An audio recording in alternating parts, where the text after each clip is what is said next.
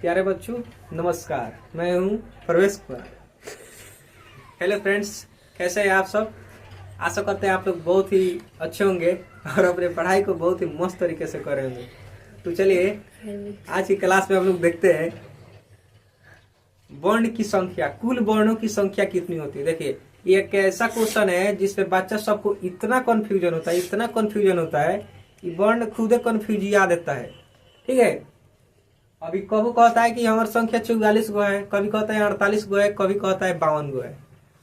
तो कब 44 गो होता है, कब 48 गो होता है, कब 52 गो होता है, चलिए हम लोग अभी तुरंत देखते हैं। ठीक है, तो चलिए थोड़ा ध्यान से समझिएगा। इधर हम यहाँ पे लिखे हैं, देखिए कुल वर्णों की संख्या कितनी होती है 52। कुल वर्णों की संख्या कितनी होती है 52 होती है। ठीक है, लेकिन अगर यही क्वेश्चन अगर एग्जाम में पूछेगा, ठीक है, अगर यही क्वेश्चन अगर एग्जाम में पूछेगा, है ना, तो वहां पे हम लोग मारेंगे 44। कितना मारेंगे 44। इसलिए यहाँ पे लिखे हैं, देख लीजिए तो मूल रूप से कुल वर्णों की संख्या कितनी होती है 44 होती है। मूल रूप से 44।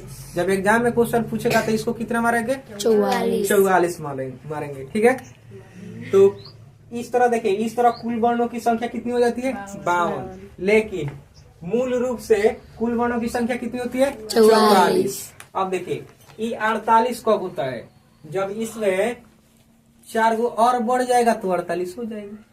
नहीं हो जाएगा, 44 गो है, ठीक है, और 4 गो और जोड़ देंगे 48 गो हो जाएगा। समझ में आया। अब 4 गो कॉमन जुड़ेगा। यहाँ पे देखिए, अब यहाँ पे है एक संयुक्त वर्ण, ठीक है, यहाँ पे एक गोड़ा बैठल है इधर संयुक्त वर्ण चाहे संयुक्ताक्षर वर्ण, ये जाएगा इधर से, इसमें जाकर सट जाएगा। ठीक है, तो 44 से 4 कितना हो जाएगा 48 हो गया। तो जब 44 को वर्ण में संयुक्त वर्ण जुट जाएगा तो क्या हो जाएगा 48। माने कुल वर्ण में जब संयुक्त वर्ण को जोड़ देंगे तो कुल वर्णों की संख्या 48 हो जाएगी। तो जब कोई बच्चा कहे कुल वर्णों की संख्या 44 होती है तो कह दीजिएगा हाँ होती है, 48 भी होती है, 52 भी होती है का। तो इसमें आप कंफ्यूज नहीं रहिएगा। ठीक है, इस तरह कुल वर्णों की संख्या कितनी होती है 52। कुल वर्णों की संख्या 52, लेकिन मूल रूप से कुल वर्णों की संख्या कितनी हो जाती है 44। ठीक है, अब 48 कब होती है, जब 4 को हम लोग संयुक्त वर्ण को क्या करते हैं ऐड कर देते हैं, उसमें जोड़ देते हैं, तो उसकी संख्या कितनी हो जाती है 48 हो जाती है। इस समझ में आया। अब चलिए हम लोग पूरा देखते हैं कि पूरा 52 को कौन कौन होता है। ठीक है, सबसे पहले यहाँ पे देखिए स्वर वर्ण। स्वर वर्ण होता है 48 गो, सॉरी स्वर वर्ण होता है 11। स्वर वर्ण कितना होता है 11 गो। स्वर वर्ण 11। देखिए अ, आ, छोटी, बड़ी, छोटाऊ, बड़ाऊ, री, ए, ओ, औ। ठीक है, तो स्वर वर्णों की कुल संख्या कितनी होती है 11। ये एकदम VVI क्वेश्चन।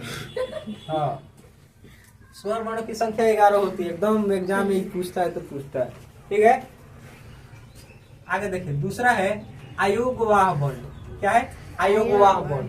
अब देखिए यहाँ पे अ तक है तो लास्ट में 2 गो बच जाता है, अ के लास्ट में जो 2 गो बच जाता है ना, अंग और अ, वही हो जाता है आपका अयोगवाह वर्ण। समझ में आया। तो अयोगवाह वर्ण की संख्या कितनी हो जाती है 2 गो। 2 गो अंग और अ। समझ में आया। उसके बाद देखिए स्पर्श वर्ण। यहाँ पे देखिए स्पर्श वर्णों की संख्या होती है 25। तो होती है स्पर्श वर्णों की संख्या 25। अब थोड़ा समझेगा, यहाँ पे लिखिए क वर्ग।